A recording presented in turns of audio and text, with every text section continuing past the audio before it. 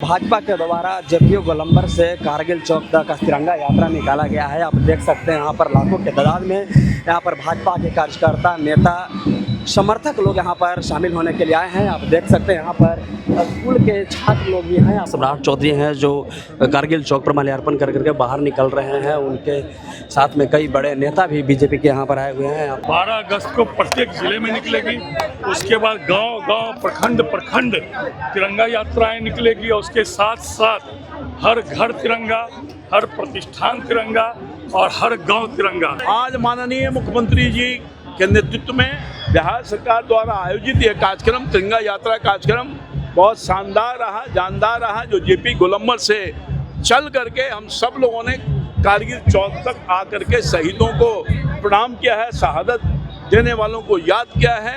हमारा देश बहुत संघर्षों के बाद, बलिदानियों के बाद आज़ाद हुआ था और तिरंगा हमारी पहचान है, शान है।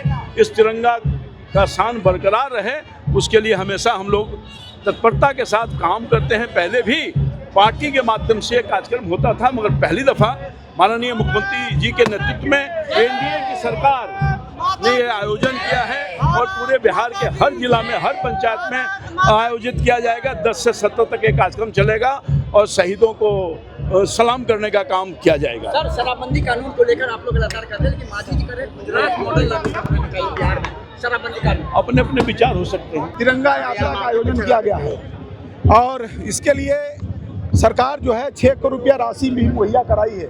6 करोड़ 12 लाख राशि भी मुहैया कराई है। सभी जिला अधिकारी को पत्र लिखा गया है। सभी प्रखंड में, सभी पंचायत में हमारे जो 20 सूत्री के उपाध्यक्ष हैं, हमारे नागरिक परिषद के जो सदस्य हैं, शहर के बुद्धिजीवी, डॉक्टर, इंजीनियर, प्रोफेसर, युवा, युवती, किसान, मजदूर, सब लोग इस काम में लगे हैं। अब बड़ा उत्साह है लोगों में और यह स्वतः यह तिरंगा यात्रा निकाली जा रही है। लोगों में देश प्रेम, देश के राष्ट्र प्रेम, देशभक्ति का ज्वार उठ पड़ा है। लग रहा है कि पुनः एक बार भारत जो है स्वतंत्रता के आंदोलन में कूद पड़ा है। और 14 तारीख को भारत का जो विभाजन हुआ था वो अभी हम लोग करेंगे। भारत विभाजन विभीषिका स्मृति दिवस 14 अगस्त को ही आधी रात के भारत का विभाजन हुआ था। तो एक तरफ भारत की आज़ादी का जश्न मनाया जा रहा था, दूसरे तरफ भारत के जो विभाजन हुआ उसके हमारे कुछ देशवासी दंत झेल रहे थे, प्रताड़ित हो रहे थे, उनके साथ मानवीय अत्याचार हो रहा था। तो वो भी हम 14 तारीख को विभिन्न जिलों में मनाएंगे। ये अभियान कब तक चलेगा? यह 9 तारीख से 17 तारीख तक तिरंगा अभियान चलेगा। गुजरात मॉडल लागू करने के बाद ये तो बड़ा ही आयोजन है और विभिन्न जिलों में इसी तरह के आयोजन होने वाला है। सर, झारखंड में जिस तरीके से राहुल गांधी वहाँ पे आने वाले हैं, उस पे क्या कहेंगे सर? राहुल गांधी अपना राजनीतिक रोटी सकते हैं। जब वहाँ छात्र आज लंबे समय से आंदोलन कर रहे हैं तो जो जंतर मंतर और पिज्जा और बर्गर खा करके जो आंदोलन कर रहे थे उनको तो कम से कम आना चाहिए था। और ये सब जो जंतर मंतर पर जो नेता थे झारखंड के आंदोलन में सब गूंगे हो गए हैं, बहरे हो गए हैं, अंधे हो गए हैं। सर, कल ममता बनर्जी पर हमला हुआ, कह रहे हैं कि बीजेपी हमला करवाया है। बीजेपी के कार्यकर्ता कभी भी अनुशासन नहीं तोड़ता है, इतना आप सब लोग जानते हैं। आप सोशल मीडिया से जुड़े हैं। भारतीय जनता पार्टी के कार्यकर्ता अनुशासन में रह करके आंदोलन करता है। हम लोग भी आंदोलन किए हैं, लेकिन हम लोग जब पुलिस लाठी चलाती थी तो हम लोग नारा लगाते थे, पुलिस हमारी भाई है, उससे नहीं लड़ाई है, सिस्टम से लड़ाई थी। इसलिए ये सारे असामाजिक तत्व इकट्ठे हो गए हैं क्योंकि इनको जनता ने नकार दिया है। लोकतंत्र में हार गए हैं तो लाठी तंत्र पर से चाहते हैं कि मोदी सरकार को हटा दें, तो मोदी सरकार हटने वाली नहीं है। मोदी सरकार के पीछे गरीब, गुरबा, किसान, मजदूर, युवा आज लाठी लेके खड़ा है। इसलिए आप सबको मैं आपके चैनल से उन तत्व को मैं सावधान करना चाहता हूं कि जो आप विदेशी पैसे के और विदेशी एजेंट के इशारे पर जो काम कर रहे हैं यह कभी सफल नहीं होगा।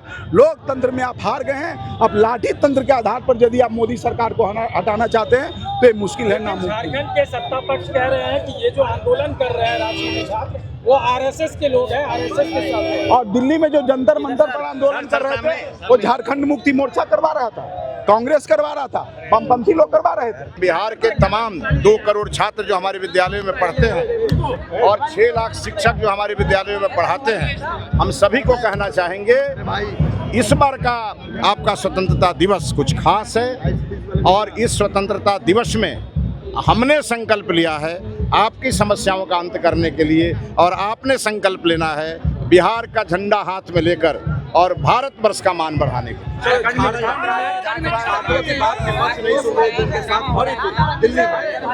देखिए, जब दिल्ली में प्रदर्शन हो रहे थे, यही झारखंड सरकार में शामिल लोग तालियां बजा रहे थे, और आज उनके यहाँ भी प्रदर्शन हो रहे हैं। हम ताली बजाने वालों में से नहीं हैं, हम उन्हें सीधा संदेश देने वालों में से हैं कि छात्र और नौजवानों के मामले में किसी को राजनीति नहीं करनी चाहिए। जिस प्रकार से माननीय प्रधानमंत्री जी ने बड़ा दिल दिखाया और हमारे छात्र और नौजवानों को एड्रेस किया और उनकी जो मांगें थी उसे माना, वैसे ही सभी को इस दिशा में सार्थक कार्रवाई करनी चाहिए। बिहार में गुजरात मॉडल का शराबबंदी कानून लागू होना चाहिए। बिहार में शराबबंदी कानून, देखिए, ये सरकार का काम है, लेकिन शराबबंदी से बिहार को फायदे भी बहुत हैं, और आपको लगता होगा कि आर्थिक रूप से नुकसान है। तो जिस समय ये बिहार में लागू था, उस समय बिहार का जो पूरा बजट आकार था वो 43,800 करोड़ रुपए का था, और इसी बिहार में आज हमारी एनडीए की सरकार और माननीय सम्राट चौधरी जी के नेतृत्व में चलने वाली सरकार का बजट आकार 3,47,000 करोड़ रुपए तक भी पहुंच गया है। इसीलिए सरकार को जब भी आवश्यक होता है, सरकार कानून में संशोधन करती है, और ये विशेषाधिकार माननीय मुख्यमंत्री जी का। मॉडल लागू करने की बात कही, विकास में तो गुजरात मॉडल लागू है ही, और बिहार मॉडल भी बहुत राज्यों ने अपनाया है।